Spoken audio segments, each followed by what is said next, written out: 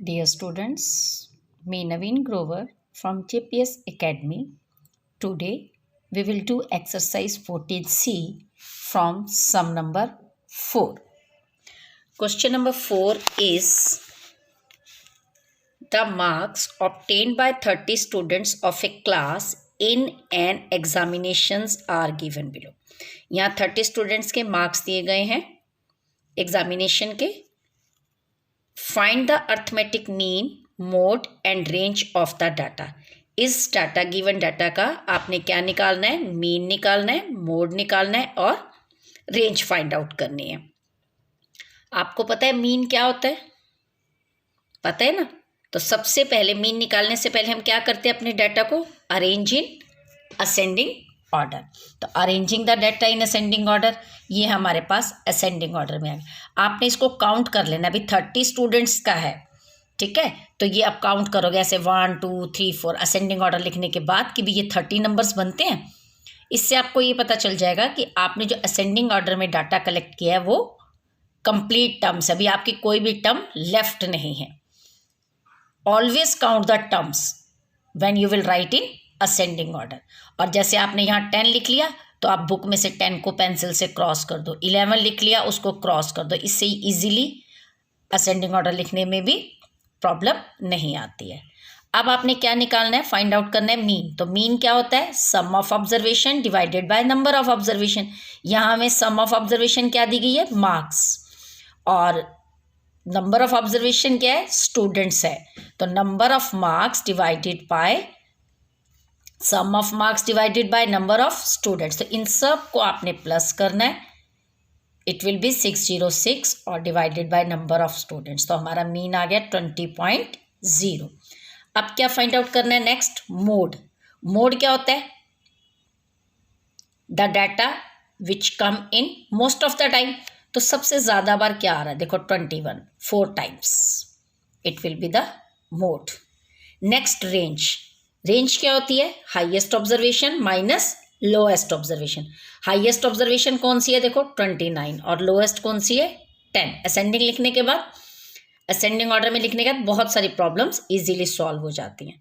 तो highest 29, lowest 10, तो range will be 19. Next question number 5. The electricity bill in rupees of 12 houses. 12 houses का electricity bill दिया गया rupees में. Of a certain locality for a month are given below. एक साल का एक लोकेलिटी के 12 घरों का ये बिजली का बिल दिया गया है. इसका भी आपने क्या कैलकुलेट करना है? Simple mean, median and mode. Simply arranging the data in ascending order, ठीक है? Count the terms. भाई हमें को कितने हाउसेस का दिया गया है? 12 हाउसेस का. तो आपने टर्म्स को काउंट कर लेना है कि 12 होनी चाहिए. उसके बाद आपने क्या निकालना है? मीन. मीन क्या होता है? Sum of observation divided by number of observation. तो टोटल बिल अमाउंट और divided by number of months, ये आपका मीन आ गया. मीडियन. अब मीडियन निकालना है. देखो मीडियन में क्या है? नंबर ऑफ टर्म्स कितनी है? 12 हाउसेस का है. ये क्या है? Which is even. तो मीडियन निकालने का फॉर्मूला क्या होता है? n/2 term plus n/2 plus 1 term divided by 2. तो n+2 यानी 12/2. 6th टर्म आ गई. अब 6th प्लस 1 कौन सी टर्म होगी? 7. तो 6th टर्म और 7th टर्म को क्या करना है? हमने डिवाइडेड बाय 2, उनका सम ऑफ लेना है. अब हम अपने असेंडिंग ऑर्डर में देखेंगे हमारी 6th टर्म कौन सी है और 7th टर्म कौन सी है. तो देखो 1 2 3 4 5 6th टर्म है 584 और 7th टर्म है 617. यानी इन दोनों का सम ऑफ लेकर 2 से डिवाइड करेंगे तो हमारा क्या आ जाएगा? मीडियन. और एक और मेथड मैंने आपको बताया था, उसमें आपने क्या करना है? अपने डाटा को असेंडिंग ऑर्डर में लिखना है. लेफ्ट और राइट दोनों साइड से एक एक टर्म्स को काटते जाओ. थर्ड से थर्ड मतलब स्टार्टिंग से और एंड से. जैसे आपने यहाँ 4 टर्म्स काट ली तो 1 2 3 4, पीछे की भी 4 टर्म्स काट ली. तो मैंने आपको बताया था अगर आपका ऑड नंबर में डाटा होगा तो बीच में एक ही टर्म बचेगी, that will be the median. अगर इवन नंबर में टर्म्स है तो देखो ये 2 टर्म्स बच जाएंगी. तो जो 2 टर्म्स बच गई आपके पास, आपने इन दोनों को क्या करना है? रिमेनिंग टर्म्स को प्लस करना है और 2 से डिवाइड कर देना है. It will be the median. Easy method है. नेक्स्ट मोड, अब मोड क्या है, जो सबसे ज्यादा बार आ रहा है, फ्रीक्वेंसी जिसकी सबसे ज्यादा है, तो it occurs most of the time 2 times आ रहा है ये 700, तो it will be the mode. Next question, the weekly pocket expenses of 15 students, 15 students की वीकली पॉकेट मनी जो एक्सपेंसेस हैं वो दी गई हैं, आपको डाटा दिया गया है. सेम इसमें भी आपने क्या करना है, कैलकुलेट द रेंज, पहले रेंज निकालनी है. तो आप सबसे पहले क्या करोगे, अपने डाटा को असेंडिंग ऑर्डर में लिख लोगे. ठीक है, लाइक दैट. आपको जो डाटा दिया गया आपने इसको असेंडिंग ऑर्डर में लिख लिया. रेंज निकालनी है तो क्या होता है, highest observation minus lowest observation, highest में से लोएस्ट को माइनस कर दोगे. नेक्स्ट निकालना है एवरेज. एवरेज क्या होता है, देखो एवरेज भी मीन के तरह ही होता है, sum of the observation divided by number of the observation. तो सम क्या दिया गया, एक्सपेंसेस दिए गए, तो सारे एक्सपेंसेस को आपने इन सबको प्लस कर लेना है. और उसके बाद कितने स्टूडेंट्स का है, 15 का, तो 15 से डिवाइड कर देना, ये आपकी एवरेज आ जाएगी. मोड सेम, जिसकी फ्रीक्वेंसी ज़्यादा है, तो किसकी फ्रीक्वेंसी ज़्यादा है, 62 की 4 टाइम्स है, it will be the mode. Simple है, देखो मीन मॉड मीडियन. एवरेज जो होता है वो मीन ही होता है और रेंज है. ठीक है, नेक्स्ट मीडियन दिया गया है. अब 15 है तो ऑड टर्म है, सीधा n+1 डिवाइडेड बाय 2, तो n क्या है 15, 15 + 1 16/2. कौन सी टर्म आ गई, 8th टर्म. तो आप इस डाटा में से 8th टर्म गिन लो. मीडियन क्या आएगा, 1 2 3 4 5 6 7 8, 80 विल बी द मीडियन.